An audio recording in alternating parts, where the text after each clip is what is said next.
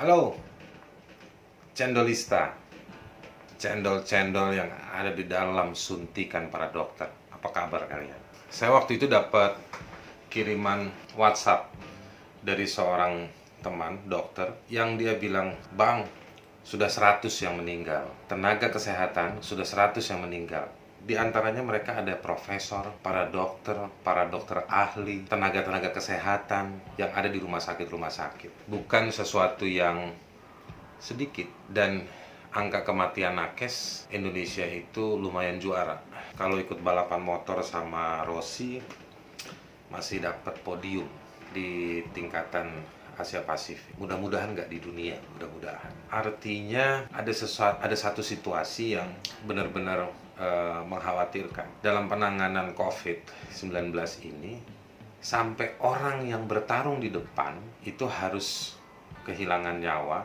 Dalam hak asasi manusia ada hak yang khusus memotret kelompok-kelompok yang rentan. Salah satunya dalam situasi seperti ini adalah para tenaga kesehatan. Mendukung mereka itu bukan sekedar kamu hebat, kamulah pahlawan kita, bukan. Dalam pendekatan hak asasi manusia, pihak yang berkuasa harus serius, berkelanjutan, dan secara komprehensif melakukan totalitas, sungguh-sungguh memerangi pandemi ini.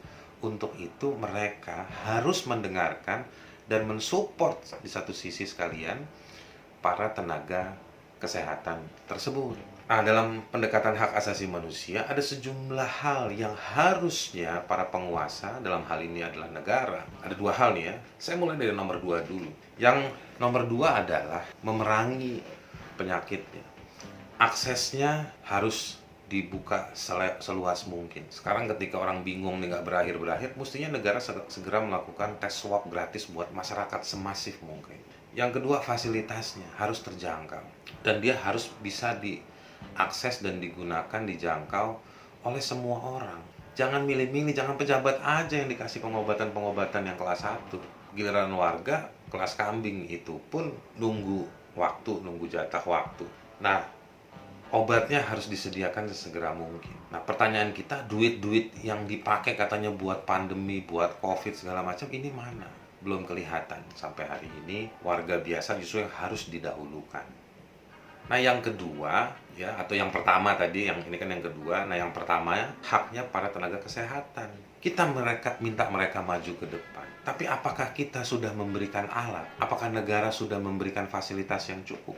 Belakangan ada kabar, dilihat di websitenya Pemda RSUD untuk ruang fasilitas penanganan COVID-nya sudah full. Nah, untuk itu ini jadi memberikan pertanyaan buat kita. Itu para dokter jadi gimana? Mereka mau bekerja. Pada dasarnya mereka juga manusia. Mereka juga adalah para pekerja yang profesional, punya standar. Dan standar itu harus diikuti. Tidak bisa mereka bekerja melampaui jamnya.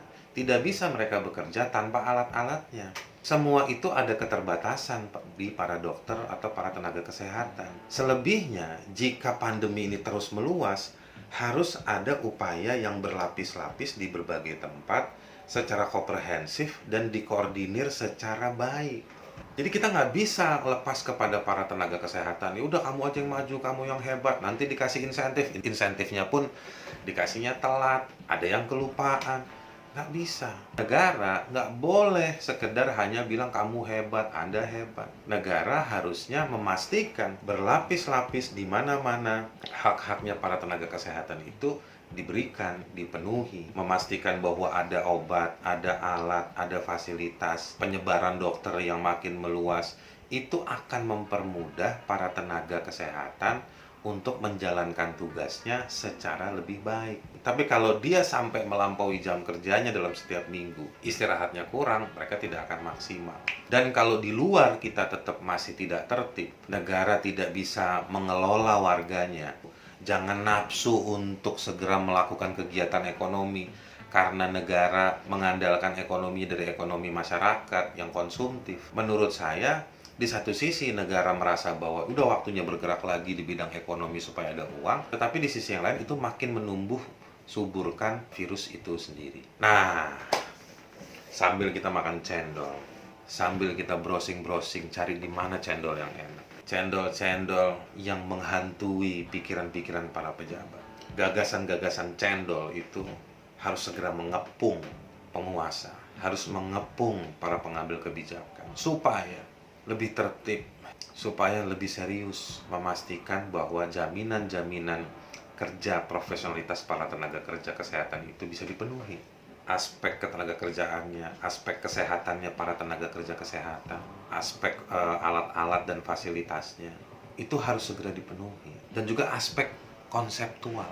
Jadi penguasa negara harus mendengarkan para ahli epidemiologi untuk penanganan situasi ini menjadi lebih baik supaya pandemi ini menurun dan dokter-dokter itu bisa lebih maksimal. Kita harus eman-eman, sayang-sayang sama tenaga kesehatan. Jumlahnya dikit di Indonesia dibandingkan jumlah penduduk dan sebaran geografi. Kalau kita ugal-ugalan sekedar untuk mencari keuntungan pada kegiatan ekonomi, kita bisa ambiar. Oke, para cendol-cendol, sampai jumpa di Cendol Mana Cendol berikutnya.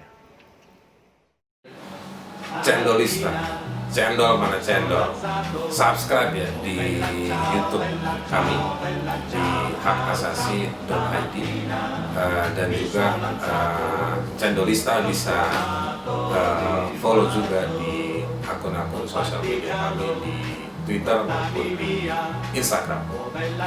hakasasi.id, hakasasi.id. Nanti Anda akan mendapatkan cendol dari kita.